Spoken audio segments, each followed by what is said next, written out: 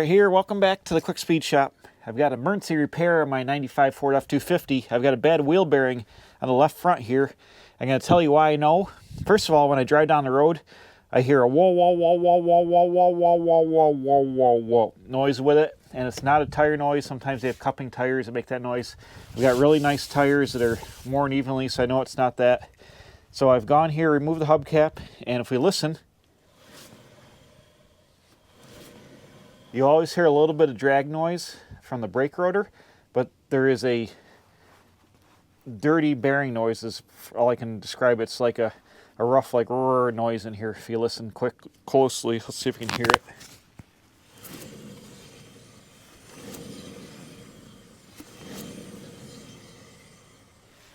Makes kind of a whirring noise. Definitely bad wheel bearing on this side. I jacked up the truck, spun the rotor on the other side. All it made was a very slight noise of the brake calipers dragging on the rotor. So let's pop the wheel off. I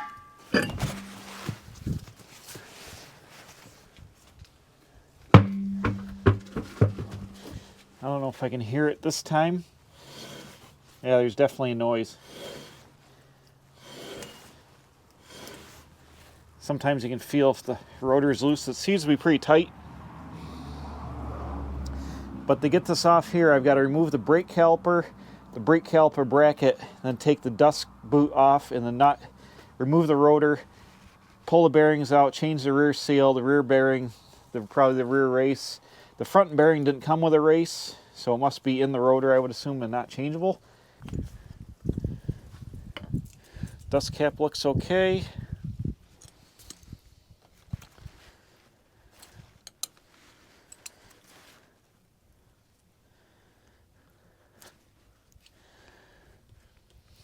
Obviously, you don't need to wear a white Tyvek suit to do this job. I just happen to have one on because I'm going to spray fluid film later, and I just happen to have these to do that with. But they also work good for wind braking, and it was cold and windy out here today, so I'm wearing it as a wind brake, also to keep the goo off. Okay, our nut is just a little bit tight here. Let's take a crescent wrench and pop this guy off. Just like that.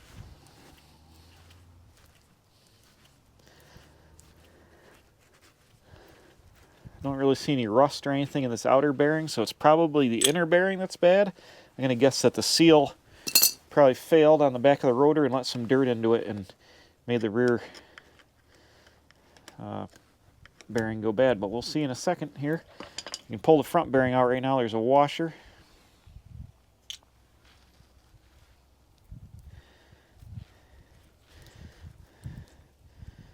And the front bearing looks pretty good. Trying to turn it here. It seems to turn pretty nice. It seems like it's got good grease in it. I do notice a little bit of rust or dirty grease back in there, so I'm going to guess that the inner bearing is the one that is bad, not the outer bearing. Yeah, the race looks really nice on the inside. We'll take the rotor inside and take a look in a minute when we change the rear race out. But the race looks real nice on the outside for the bearing. So let me take the 4 bolts out of here. We'll get this off and we'll go back inside the shop and take a look at the bearing on the inside. Sounds like some big rigging coming. Big farm truck action. These caliper bolts are 13 millimeter.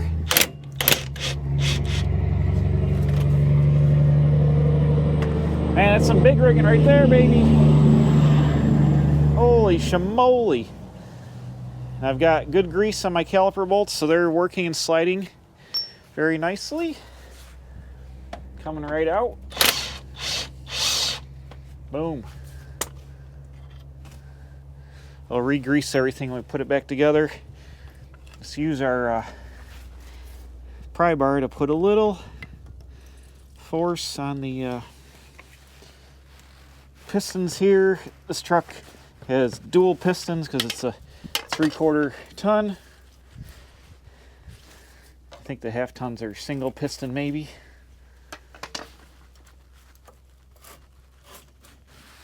Hang this guy up here, set him up here out of the way.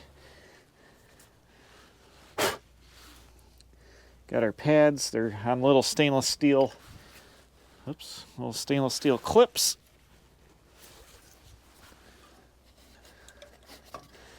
We'll put anti-seize or brake dust grease on all these, but my pads are wearing nice and evenly. That's the outside. It's the inside. I'm going to go ahead and leave the clips right on there for now so we don't get them out of whack. I believe the rear bolt is a 22 millimeter, just like the lug nuts. Nope, it's 21 millimeter. So the caliper bolts are 13 millimeter. The caliper bracket bolts are 21 millimeter.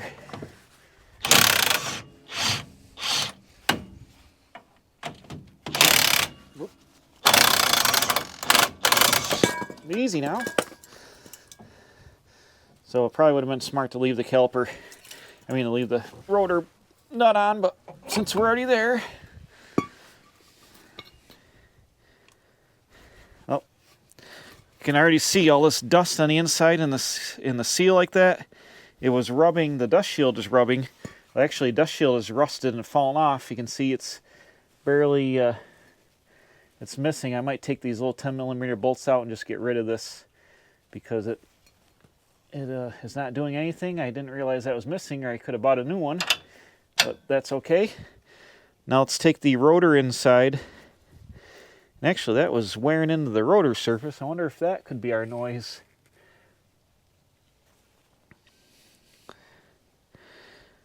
That was rubbing.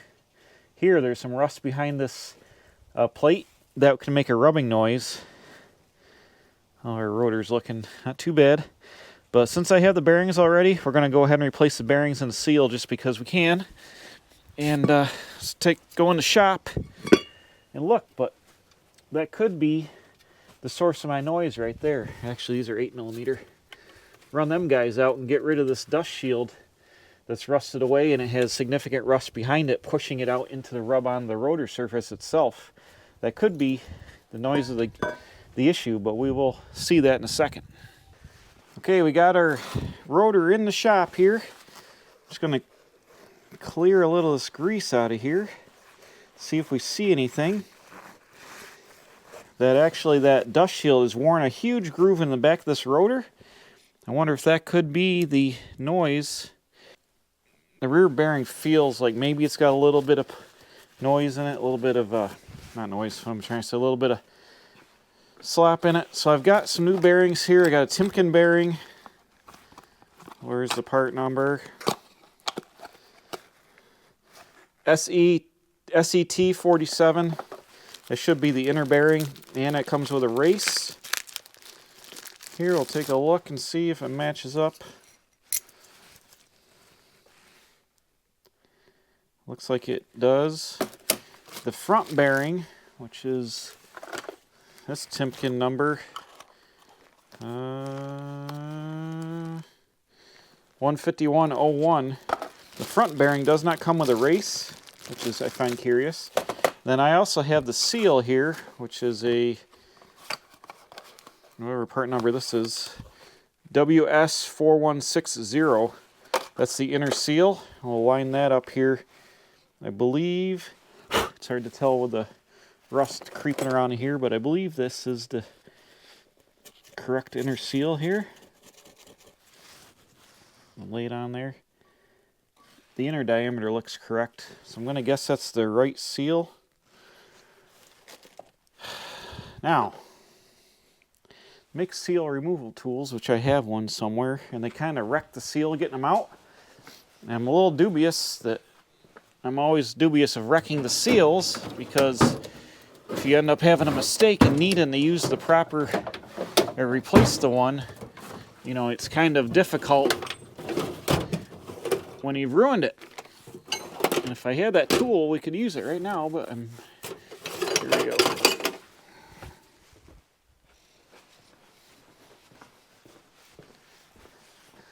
So this is a seal removal tool here, and it kind of just goes and levers under the seal, and you give her a little tug like that, and it comes out. So let's line that up with our new seal.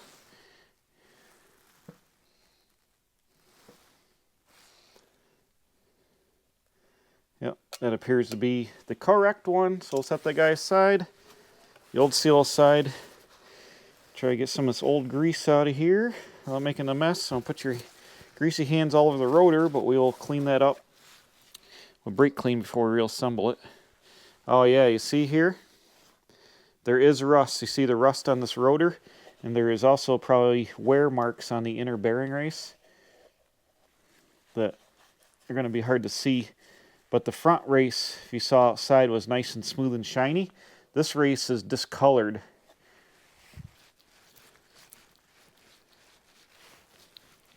It's hard to hear, but I can feel it. It's crunchy. It's kind of crunchy when I push it up against itself. It's not real bad yet, but the rollers are discolored, like they're getting hot. It's hard to tell.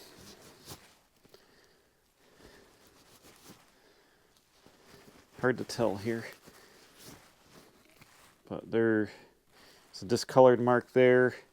I'm just going to tell you that it feels crunchy rolling it around in my hand. So I'm going to say that we got a bad guy there. So literally all we have to do to remove the race is I'm going to flip this over. I'm going to get some kind of punch and try to get in there something that's non-ferrous and won't damage the rotor. Right here. It's a long aluminum drift. And I can use that to tap on the bearing race. So I can use this to tap on the bearing race and drive it out. Just work your way around. It's coming out already.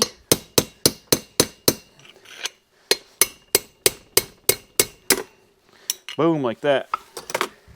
This guy's not going to hurt the rotor because it's aluminum. And if we stand the rotor back up, we've got the bearing race knocked out. Boom. Like that. Now you can see on the inside some discoloration on the race. It's not just grease, it's also discoloration. Yeah, see all those marks in it? That means the bearing was wearing into the race. So the inner bearing was definitely bad. So now we need to press our new seal, or our new race, Need to press our new race into the rotor.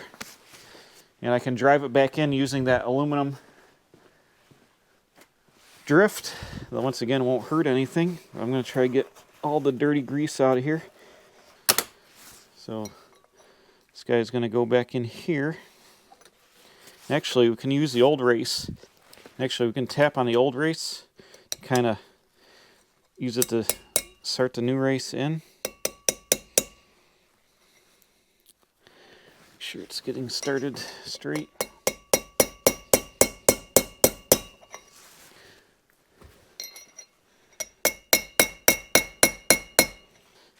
We'll have to use our drift to get it the rest of the way in here.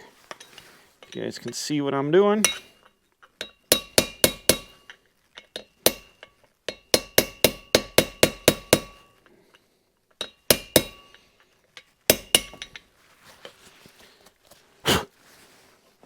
It's just flaking off pieces of aluminum.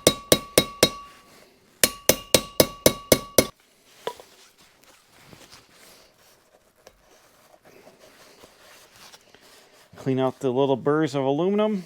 The race is seated. Now we can just take the bearing, put the bearing, grease the bearing up, put that back in, and then drive our seal in with a seal driver and grease the front bearing and reinstall this guy, and we should be ready to go. Alright, now it's time to pack our wheel bearing here. I've got this Kendall Super Blue high temp grease, good for wheel bearings and stuff like that. I'm just going to dip the bearing into the grease and try to force some of it into the rollers. They make machines that can do this too for you, but I'm going to have to do it by hand. It's kind of like mush the grease into the rollers itself. This is just real messy. You want to have clean gloves, obviously. Just kind of mush the grease into the rollers, rolled around.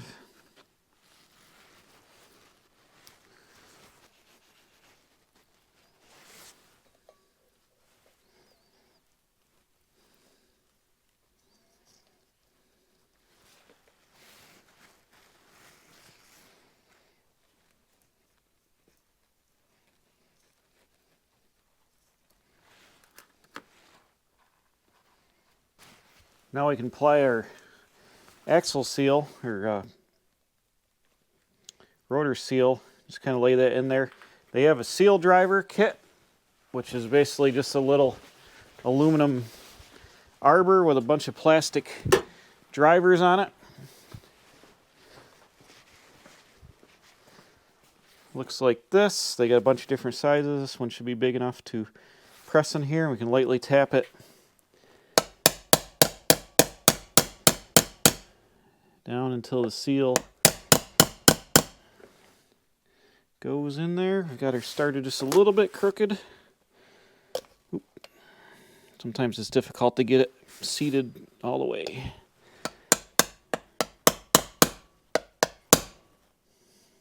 This guy wants to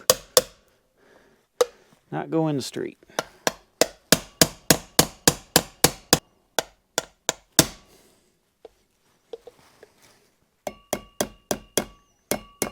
There we go.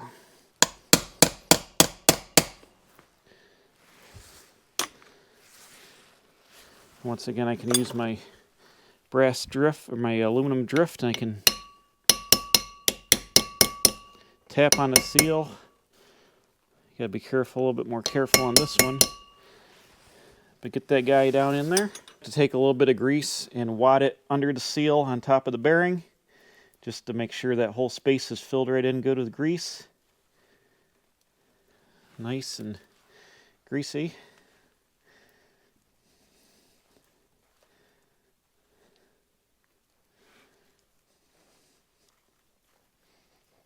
Get it in there good. That'll just give you extra grease action that can work its way into the bearing. There we go. And just flip this guy over and do the same thing on the other side to the front bearing.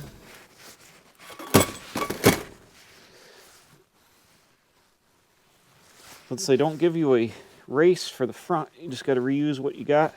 Luckily this one looks really nice, so we'll just clean her out good. And where'd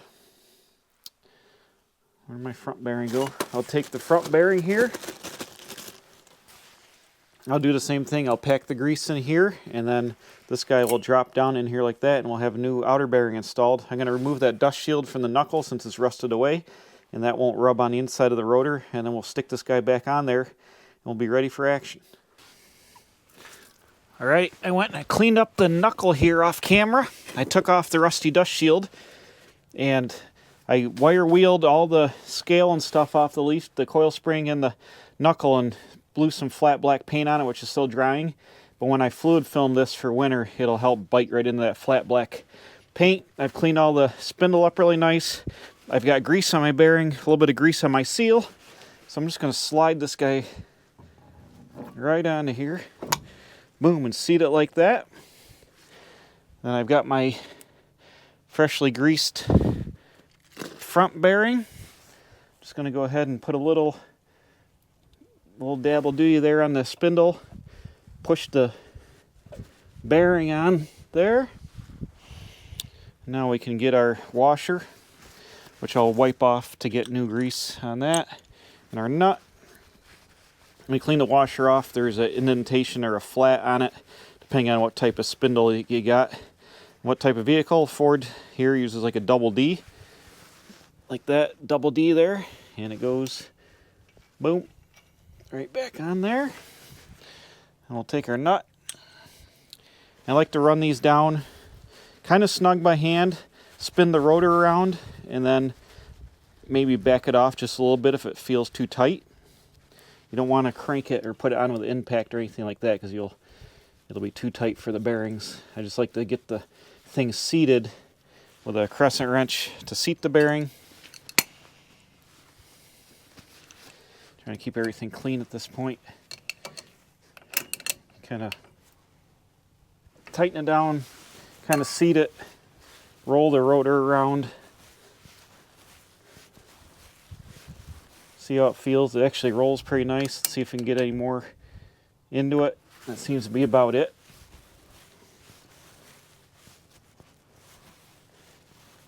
It rolls very quiet, doesn't make any noise.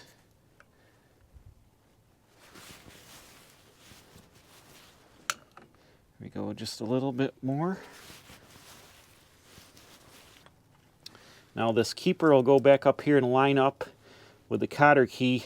There's little serrations on it. You line those up with a hole in the spindle to use your cotter key. You always want to use a new cotter key. The old ones could get weak and break from bending and stuff like that. Or when you pull them out with the pliers, see, they can get nicked like that. So I'll go ahead and get a new cotter key to use on here. And then the last thing we're going to have to do is I'm going to take some brake clean and a rag and clean off the rotor surface. I'm going to reinstall my rotor bracket, and I might throw some paint on that. I re-greased where the sliders are, and reinstall the brake caliper, and then clean out the dust boot and reattach it to the rotor itself. And we should be good to go with a brand new set of wheel bearings and seal. Got rid of that rusty brake dust shield that I think caused the problem in the first place, because the bearings, these rotors are not that old. And we'll be good to go. I'll fluid film this for winter time here, the whole chassis of the truck. I'll clean off my brake pads. They're not too bad. Make sure there's no dust or rust stuck to them there. The surfaces are pretty clean. Reassemble them, all with new brake clean. Clean the whole thing up, and then we'll be good to go with our replaced wheel bearings there. And there we go. It's just that easy. I've added some paint to my caliper. Got everything back together, put my cotter key in, got the dust cap on, and put a little bit of grease around the edge of the dust cap where the bare metal is to keep that from rusting. This will dry. I'll leave it here, and then I'll hit some fluid film under here. You can see I've got a huge amount built up on the frame where it's actually got a huge thickness of fluid film and dirt mixed together. Just the spring is powder coated, and the powder coat comes off, and it rusts behind it, and just easy to wire wheel it and paint it right now while it's all apart. I'm going to grease my ball joint so I've got the wheel off here, and my tie rod end, well, it's easy to get to. But there you go. Very simple to replace the wheel bearings. It took me about an hour with all the cleanup involved. You can do it at home, and don't wear a white suit unless you want to look like you murdered somebody, because it trashed it already, but that's okay. Literally just did this in the driveway in the cold, in the late afternoon, getting dark here. But not too bad of a job. The culprit, I think, was that rusty dust shield ruining the seal in the inner bearing. So now we got new bearings. Should be all good to go. And get rid of that whoa, whoa, whoa, whoa, whoa, whoa noise that I had in the front of the truck. Good to go. And you can do it too. These trucks are easy to work on. The parts are cheap. I bought everything I used on rockauto.com. You can search brands and prices and things like that. Not sponsored, but I buy all my parts from Rock Auto. It seems to work out good for me. And bam. Easy, old body style 1995 Ford F250 bearing replacement. We're good to go here, and I'm ready to go. We'll see you next time. Don't forget, it's easy. You can do it at home too. Thanks for watching here at the Quick Speed Shop.